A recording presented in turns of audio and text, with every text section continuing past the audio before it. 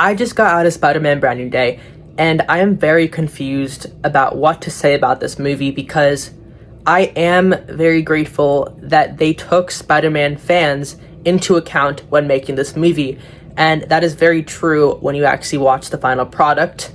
However, I personally am more of an X-Men fan, and that is the biggest issue with this movie. This movie is basically an X-Men movie, with Spider-Man as the main character. Even the main villain is an X-Men villain. And no, I'm not talking about Sadie Sink's character, but like many people have guessed online, she is very obviously playing Jean Grey.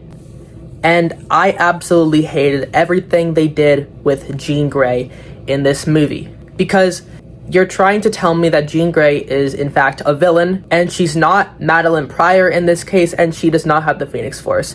So you're kind of character assassinating Jean Grey before she even interacts with any other X-Men. The Punisher and Spider-Man also have some very good banter in this movie, but I would say that Jon Bernthal's acting in this movie was not up to par, just like it was in the Odyssey. I don't know what's happening with him, but I did not think that a lot of the acting from him specifically in this movie was very good. I would say the same thing for Mark Ruffalo with the Hulk.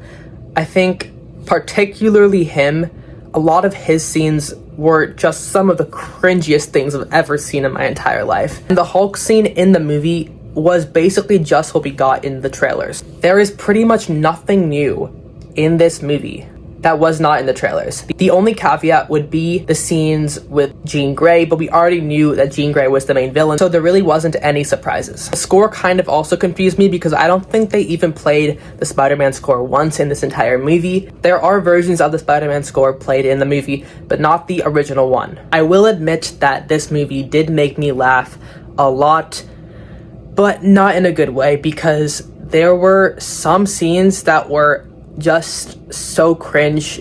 They had me on the verge of hysteria.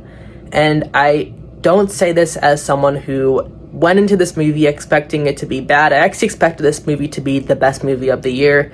And honestly, I may be one of the few people who don't like it, but I think this is the worst addition to Tom Holland's Spider-Man. Funnily enough, though, I do think Tom Holland himself did a very good job as Spider-Man this time. And for once, I actually did like Zendaya as MJ. I don't love everything they do with her character, though. Overall, this movie was not my favorite. There were a lot of things I think could have been done better, specifically not revealing like half the movie in the trailers. There was way too much revealed in the trailers. And I think Jean Grey as a villain does not work if she does not have the Phoenix Force. I think Jean Grey as the main villain did not work because Jean Grey is not an evil character.